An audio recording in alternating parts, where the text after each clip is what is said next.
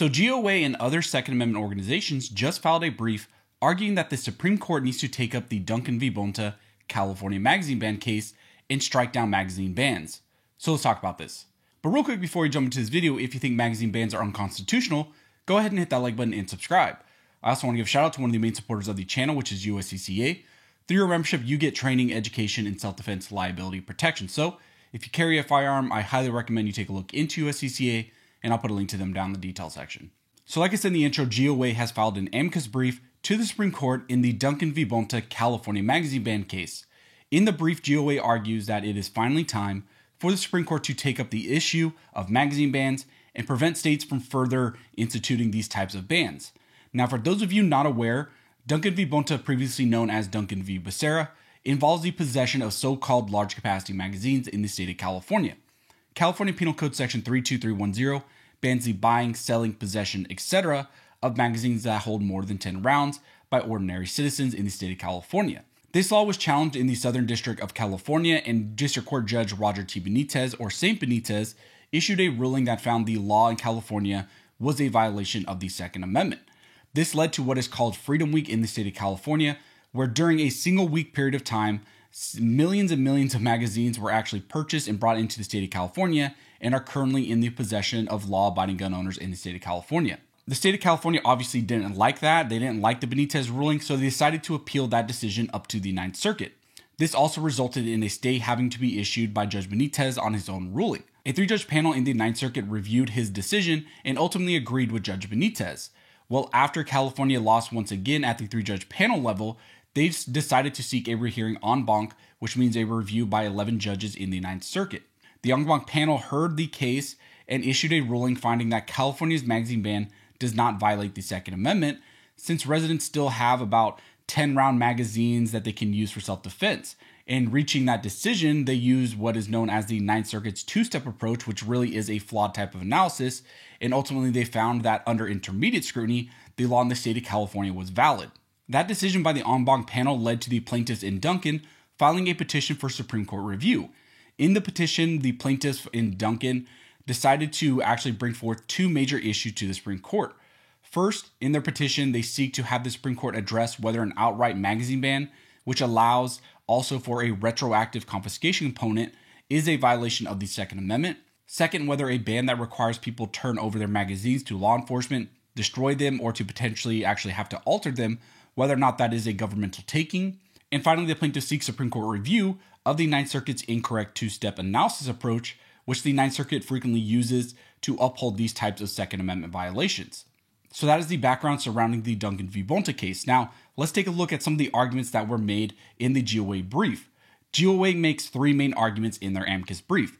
First, that the two-step approach used by the Ninth Circuit is the type of test rejected by the Supreme Court in Heller. Second, they argue that the Ninth Circuit incorrectly assumed that the Second Amendment does not apply to arms used by the military. And finally, they argue that 5 of the Supreme Court justices that are currently on the court and many other lower court judges have already rejected this interest balancing test that the Ninth Circuit uses. In the first argument section, GOA argues that the Ninth Circuit is using a test expressly rejected by the Supreme Court in Heller. They state, instead of simply asking whether the item being banned is an arm, included firearms magazines, as in this case, in the hands of the people, the lower courts have made the analysis highly complicated. Heller asked if the arm was used by law-abiding citizens for lawful purposes, which would seem to be a simple test to apply. However, the Ninth Circuit has created an indeterminate and value-laden black box in which judges can insert a gun-related law and produce at the other side whatever result is desired, nearly always upholding even erroneous restrictions. GOA goes on to state that despite its unconvincing attempt to deny having done so, the Ninth Circuit is effectively adopting Justice Breyer's dissent in Heller. Now, why is that distinction important? Why are they pointing that out?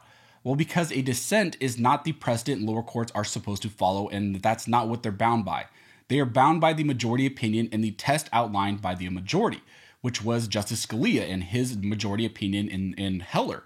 But instead, the Ninth Circuit has said, pretty much to hell with that, we're just going to follow the test outlined by Justice Breyer in the dissent. GOA therefore argues that the Supreme Court should actually grant review in this case to address and reject any severity of burden or interest balancing test in Second Amendment cases included cases where, as here, the government has imposed a categorical ban on clearly protected arms. Such a subjective test should not apply to any ban on arms and is inconsistent with the decision by the Supreme Court in Heller. So that's kind of the first main argument they make. In the second argument section, GOA points out that the Ninth Circuit incorrectly concluded that arms used by the military and for military use are not afforded the same Second Amendment protections. The Ninth Circuit en banc panel concluded that large capacity magazines have limited lawful civilian benefits, whereas they provide significant benefits in a military setting. Accordingly, they argued that the magazines were likely more useful in military service. Now, GOA points out that the notion that civilians may not own military-style weapons is utterly belayed by the court's prior decisions, as well as the fundamental history, tradition, and purpose of the Second Amendment. The Second Amendment protects first and foremost the right to self-defense, not just against petty crimes and petty criminals, but against governments as well, both foreign and domestic. In order to resist not just common criminals, but also foreign aggression or domestic tyranny, military-style arms are, as the framers made very, very clear, necessary to the security of a free state. In fact, such arms would, by the plain text and historical understanding of the Second Amendment, be at the very heart of the arms that people may keep and bear without infringement. So that is kind of the main argument GOA is making in this section, that military-style weapons are exactly the type of arms that are protected under the Second Amendment. GOA points out the fact that the framers wrote the Second Amendment with the clear understanding that all arms, including ones useful in military service and military use, would be afforded protections against government restriction. Therefore, GOA states the Supreme Court should send a clear message that all bearable arms, including and especially those suitable for military use, are entitled to the protection of the Second Amendment because of usefulness in military contexts. In their final argument section, GOA spends time pointing out that 5 of the Supreme Court justices who are currently on the court have actually rejected this interest balancing test that the Ninth Circuit uses. In 2015, Justice Thomas and Scalia dissented in a cert denial, explaining that the Second Amendment rights are no less protected by our Constitution than other rights enumerated in that document, and that despite the clarity with which we describe the Second Amendment's core protection for the right of self-defense, lower courts have failed to protect it. In 2020, Justice Kavanaugh and Alito both voiced their concerns in the first New York State Rifle and Pistol Association case, which was found moot, and they said that some federal and state courts may not be properly applying Heller and McDonald, and they found that very concerning. In that same case, Justice Alito, dissenting from the dismissal, was joined by Justices Thomas and also Gorsuch. They concluded, I believe we should rule in the case and hold, as petitioners request, that the challenge statute violated petitioner's Second Amendment right. We are told the mode of review in this case is representative of the way Heller has been treated in the lower courts.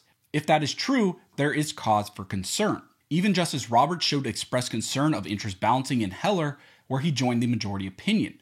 During oral arguments in Heller, he called the interest balancing standards baggage that the First Amendment picked up, but that there must be a better way to look at the Second Amendment issues rather than importing First Amendment concepts and all that baggage from the First Amendment issues.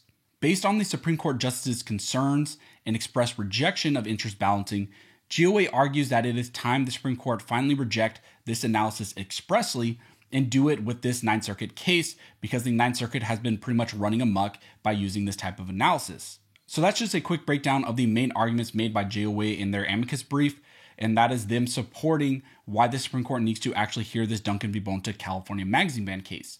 Keep in mind, we are currently waiting anxiously for the New York State Rifle and Pistol Association v. Bruen decision. That will likely come at the latest in June, could come sooner, but we don't know. That decision will likely impact many of these cases, including Duncan. Regardless, it is always nice seeing Second Amendment organizations like GOA putting our donations actually to work and fighting for our rights by filing these types of briefs.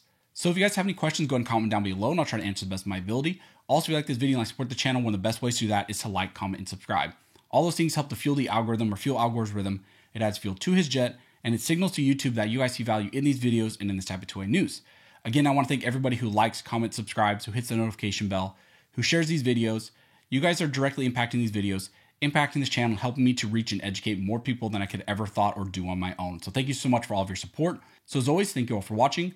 Don't forget to like and subscribe, and never forget this is Built Bar Arms Scholars, and the station will be maintained by Arms Scholars.